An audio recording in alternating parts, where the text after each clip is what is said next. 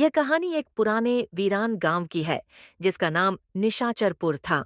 इस गांव के बारे में बहुत कम लोग जानते थे क्योंकि यहाँ की एक भयानक घटना के बाद सभी लोगों ने गांव छोड़ दिया था। कहानी की शुरुआत एक युवा फिल्म निर्माता रोहन से होती है जो हॉरर फिल्म बनाने का शौकीन था। उसे सुनसान और रहस्यमयी जगहों पर जाकर नई कहानियों की तलाश करना पसंद था। एक दिन उसे निशाचरपुर के बारे में पता चला और उसकी उत्सुकता जाग उठी। रोहन ने अपने दोस्तों अंजलि, कबीर और सना को इस गांव में जाने का प्रस्ताव दिया ताकि वे वहां की रहस्यमयी कहानी की तह तक पहुंच सकें और अपनी फिल्म के लिए असली लोकेशन ढूंढ सके। दोस्तों ने पहले तो मना किया क्योंकि गांव की भूतिया कहानियां बहुत मशहूर थीं।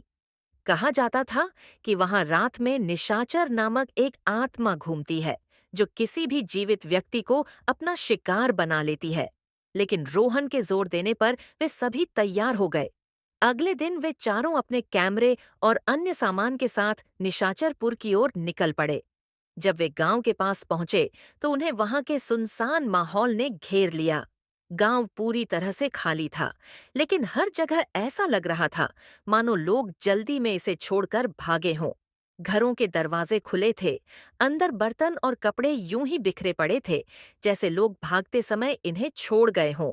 गांव में घुसते ही उन्हें एक बूढ़ी औरत दिखाई दी। वह अकेली बैठी कुछ बड़बड़ा रही थी। रोहन ने उससे गांव के बारे में पूछा तो वह कांपते हुए बोली, यहाँ मत रहो, रात होने से पहले भाग जाओ, निशाचर की आत्मा जाग जाएगी। जिसने भी रात में यहाँ ठहरने की कोशिश की वह फिर कभी नहीं लौटा। ये सुनकर सना ने डर के मारे वहां से लौटने की बात कही, लेकिन रोहन ने इसे एक अवसर के रूप में देखा। उसने कहा कि यह सब उनके फिल्म के लिए परफेक्ट है। शाम होते होते वे गांव के बीचों बीच एक पुराने हवेलीनुमा घर में ठहरने का फैसला किया। हवेली बहुत पुरानी थी, दीवारों पर दरारें थीं और जगह जगह धूल जमी हुई थी। जैसे ही अंधेरा होने लगा, हवेली के चारों ओर अजीब सी आवाजें गूंजने लगीं, मानो कोई फुसफुसा रहा हो। अचानक हवेली के दरवाजे अपने आप बंद हो गए। अंजलि ने चौंक कर कहा, यह हवा का काम हो सकता है, चिंता मत करो। लेकिन थोड़ी देर बाद कबीर ने दरवाजे को खोलने की कोशिश की, पर दरवाजा हिला भी नहीं। सबको घबराहट होने लगी। रोहन ने सबको शांत किया और कहा कि शायद दरवाजे की लकड़ी फंस गई हो। तभी अचानक उन्हें ऊपर की मंजिल से किसी के चलने की आवाज आई। सबने एक दूसरे को देखा क्योंकि वे सभी नीचे थे। ऊपर कौन हो सकता था? रोहन ने कैमरा उठाया और कहा कि हमें इसे रिकॉर्ड करना चाहिए। वे सब डरते हुए ऊपर की ओर गए। जब वे ऊपर पहुंचे तो उन्होंने देखा कि एक पुराना आईना दीवार पर टंगा था। जैसे ही रोहन ने आईने में देखा, उसे अपने पीछे एक परछाई दिखाई दी जो बहुत तेजी से हिलती हुई उसके पास आ रही थी। रोहन ने पलट कर देखा, लेकिन वहां कोई नहीं था। उसकी सांसें तेज हो गईं। अचानक हवेली में बिजली चली गई और सब कुछ अंधेरे में डूब गया। चारों ने अपनी टॉर्च जलाई और जैसे ही रोशनी आई, अंजलि ने चीख मार दी। दीवारों पर खून से लिखा था, तुम्हारी मौत निश्चित है। यह देखकर सभी के होश उड़ गए। सना और कबीर ने भागने की कोशिश की, लेकिन दरवाजा फिर से बंद था। अब वे पूरी तरह से फंस चुके थे।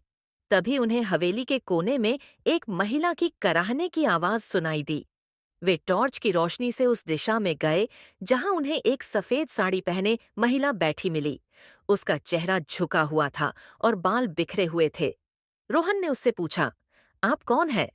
लेकिन उसने कुछ नहीं कहा। अचानक महिला का सिर ऊपर उठा और उसकी आंखें लाल हो गईं।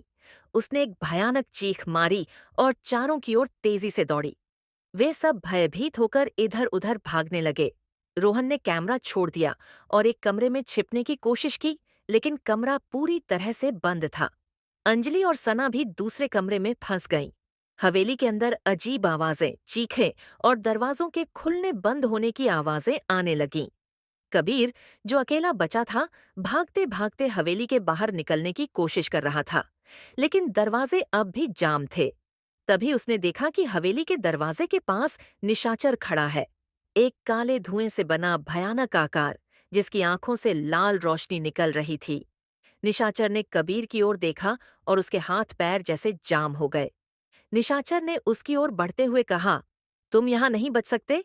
ये गांव अब तुम्हारा अंत है। रोहन, अंजलि और सना अपनी अपनी जगहों पर छिपे थे, लेकिन उनकी सांसें तेज हो रही थीं। सना ने घबराकर रोहन से कहा, हमें यहाँ से निकलना होगा, ये आत्मा हमें मार डालेगी। रोहन ने अपना हौसला नाए रखते हुए कहा, हमें शांत रहकर इसका हल निकालना होगा। तभी अंजलि को याद आया कि उस बूढ़ी औरत ने कुछ बड़बड़ाया था। उसने ध्यान से याद करने की कोशिश की और बोली, वह औरत कह रही थी कि निशाचर को केवल एक पुराने मंत्र से रोका जा सकता है, जो गांव के मंदिर में छिपा है। अब उनकी एकमात्र उम्मीद वह मंत्र था, लेकिन मंदिर गांव के दूसरी ओर था और निशाचर हवेली के पास ही मंडरा रहा था। रोहन ने एक योजना बनाई। उसने कहा कि वे तीनों अलग अलग दिशाओं में भागेंगे ताकि निशाचर को धोखा दे सकें और फिर मंदिर तक पहुंचे। उन्होंने ऐसा ही किया। जैसे ही रोहन और सना भागे, निशाचर ने उनका पीछा किया। इस बीच अंजलि मंदिर तक पहुंचने में सफल रही। मंदिर के अंदर उसे एक पुरानी पुस्तक मिली जिसमें वह मंत्र लिखा था। उसने जल्दी से मंत्र पढ़ा और जैसे ही उसने मंत्र का उच्चारण पूरा किया, हवेली और निशाचर दोनों के चारों ओर एक तीव्र रोशनी फैल गई। निशाचर दर्द से कराहते हुए गायब हो गया। हवेली का दरवाजा खुल गया और चारों ने चैन की सांस ली। लेकिन जब वे गांव से बाहर निकले तो उन्हें महसूस हुआ कि निशाचर पूरी तरह से खत्म नहीं हुआ था। उसकी आत्मा अभी भी कहीं न कहीं बंधी हुई थी और वह कभी भी लौट सकता था। इस तरह वे चारों निशाचरपुर से जिंदा लौट आए। लेकिन रोहन को अपनी फिल्म का सबसे डरावना प्लॉट मिल चुका था।